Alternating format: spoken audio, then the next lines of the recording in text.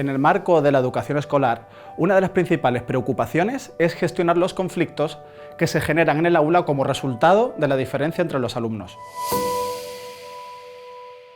El abanico de situaciones de convivencia que se llegan a vivir en el entorno educativo por confrontación de opiniones e intereses personales puede convertirse en una oportunidad extraordinaria de aprendizaje, ya que son el reflejo de los conflictos que vivimos en la sociedad adulta. En el ámbito educativo, los alumnos toman contacto con nuevos roles sociales, con nuevas maneras de actuar y también con las expectativas que los demás tienen sobre su comportamiento. Estas expectativas, que parten de los adultos, están totalmente supeditadas a la cultura en que se desarrollan. Existe también otro aspecto de la socialización que tiene un gran peso dentro del sistema educativo y que debemos tener en cuenta. Estamos hablando de los valores. Todo conocimiento tiene valores implícitos sobre cómo son y cómo deberían ser las relaciones interpersonales y su forma de adaptarse a la sociedad. Por lo que el sistema educativo transmite a los alumnos una visión del mundo y de sí mismos, afectando su identidad y al desarrollo de sus propias capacidades y valores personales. Como docentes, ser capaces de gestionar de forma adecuada las dificultades que surgen en el día a día es una de las habilidades más importantes a desarrollar. El papel del docente es de vital importancia para la sociedad actual y para la construcción de la sociedad del futuro. Es una profesión que requiere de un gran compromiso con los demás y sobre todo de un gran compromiso con nosotros mismos. Por ello, podemos ver la escuela como un microcosmos en el que se reproducen conflictos de otros contextos, tanto familiares como sociales. El contexto escolar ofrece a los estudiantes una oportunidad de mejorar su forma de relacionarse con el entorno, no únicamente dentro del recinto escolar, sino ser capaces de extrapolar estas herramientas a los demás contextos de su vida. Por esta razón, tenemos la responsabilidad de brindarles a los alumnos un espacio seguro y controlado en el que les sea posible experimentar y explorar de manera práctica cómo afrontar el conflicto para encontrar diferentes alternativas y soluciones. Bien, en este punto vamos a hablar de cómo es la gestión emocional en el aula. Reconocer nuestros sentimientos es esencial en la resolución de conflictos. Frecuentemente nos cuesta hacerlo, y más aún nos cuesta expresarlos. Es por ello que como docentes debemos poner atención para poder identificar qué sentimos en situaciones de dificultad en nuestro día a día y ser capaces de comunicar cómo nos sentimos a las personas con las que nos relacionamos, ya sea la pareja, padres, hijos, amigos, compañeros de trabajo, etc. Pero expresarlo desde la propia experiencia y no desde la acusación. A través de esta práctica de autoobservación y expresión, seremos capaces de acompañar a nuestros alumnos a hacer lo mismo. Hay que tener en cuenta que en muchas ocasiones nuestro rol será el de mediador de conflictos entre los alumnos. Por ello, hay muchas técnicas sencillas que se pueden usar, como por ejemplo, dar un tiempo de 10 a 30 minutos para que las partes involucradas en el conflicto puedan calmarse. Permitirá que las sustancias químicas que ha segregado el cerebro, provocando ese estado de ánimo alterado, se vayan disipando y se produzca un estado de calma. Hemos de tener en cuenta que las reacciones emocionales están influenciadas por una multitud de factores y uno, por supuesto, es el biológico. No podemos esperar de un alumno la respuesta que nosotros desearíamos hasta que el alumno esté preparado o hasta que haya pasado ese proceso emocional que sucede durante la disputa. Otra estrategia que puede usarse en el aula es simplemente algo muy sencillo como impedirles que hablen del otro. Es decir, que simplemente describan los hechos sin entrar en justificaciones. Ante un conflicto, el alumno debe explicar lo que le ha sucedido en primera persona, hablando sobre su propia conducta, sobre sus acciones, sus pensamientos y lo que él considere sus errores.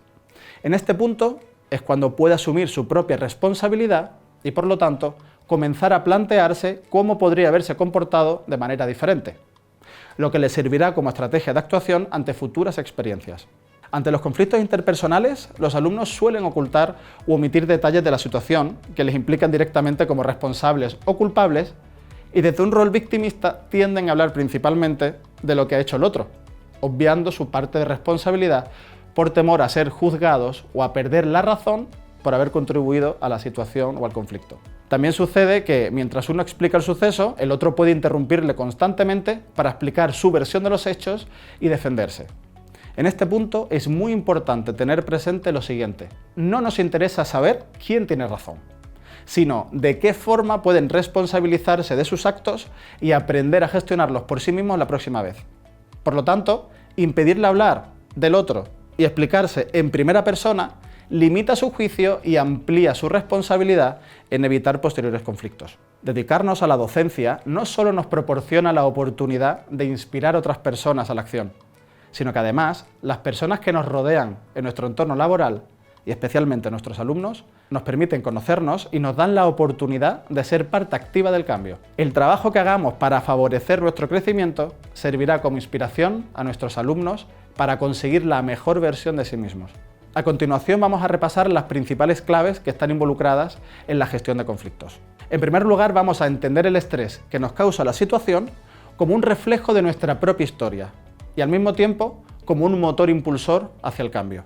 En segundo lugar, se trata de comprender que todo conflicto interpersonal es un reflejo de un conflicto intrapersonal, ya sea nuestro o de otros.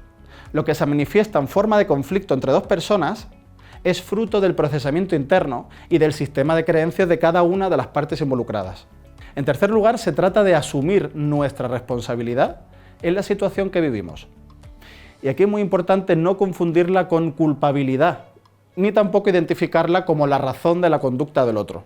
En cuarto lugar, se trata de aprender a reconocer y expresar tanto nuestras necesidades como nuestros pensamientos, sentimientos y emociones. Todo ello nos facilitará la comunicación asertiva en situaciones de conflicto.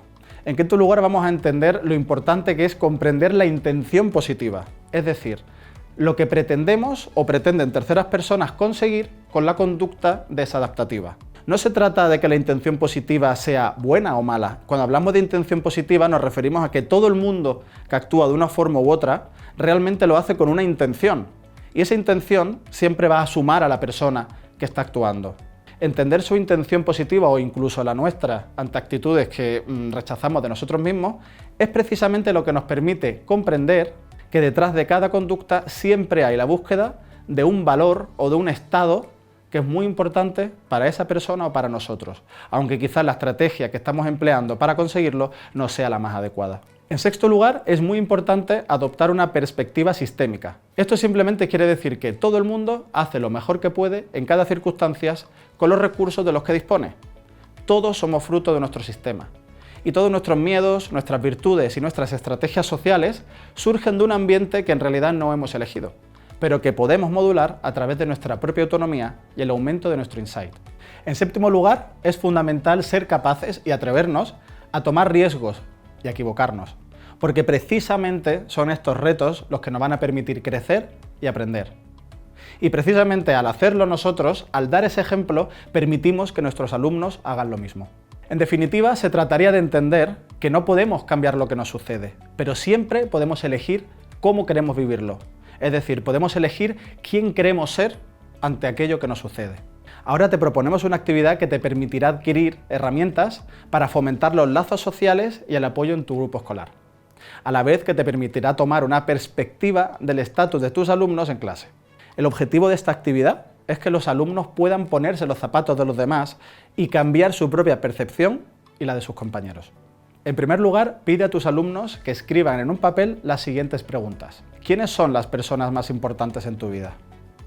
¿Por qué son tan importantes para ti? ¿Qué harías por ellas? ¿Qué te gustaría ser de mayor? ¿Qué te gusta hacer en tu tiempo libre? ¿Qué no te gusta que pase a tu alrededor? ¿Qué te daría miedo que pasara algún día? ¿Qué ha sido lo peor que te ha pasado en la escuela? ¿Y en tu vida? Ahora simplemente recogeremos las respuestas y en voz alta puedes leer alguna de ellas sin indicar quién la ha escrito.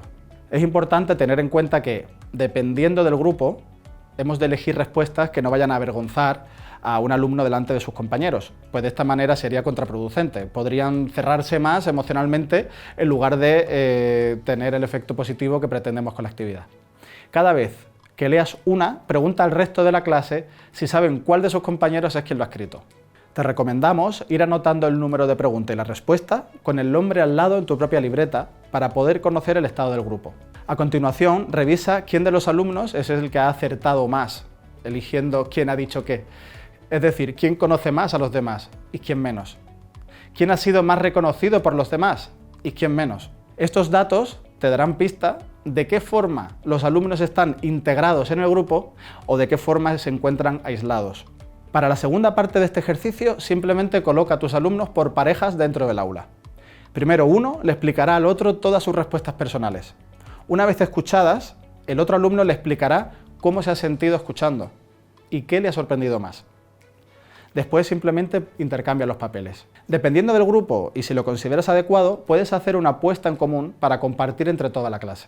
Cuando una situación conflictiva nos incomoda, tendemos a escoger entre dos opciones, o bien apartarla de nuestra vida, o bien vivirla desde el victimismo o la culpabilidad.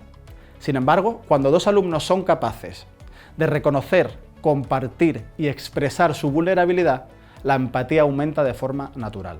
Es precisamente cuando conectan con esa vulnerabilidad, cuando pueden reconocer la parte humana del otro y confiar en su compañero para mostrar facetas más personales. Es sano, productivo y necesario que se manifiesten conflictos interpersonales en cualquier grupo humano.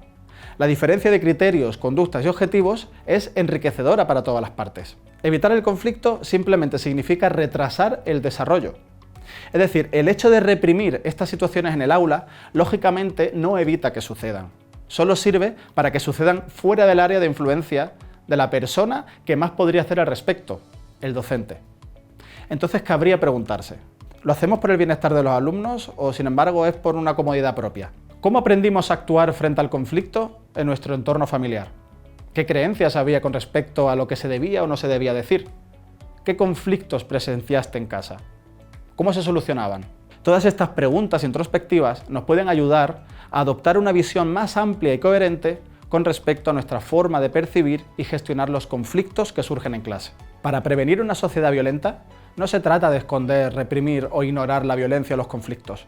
Se trata de entender que toda conducta tiene su razón de ser, su necesidad no satisfecha y al mismo tiempo su propia solución.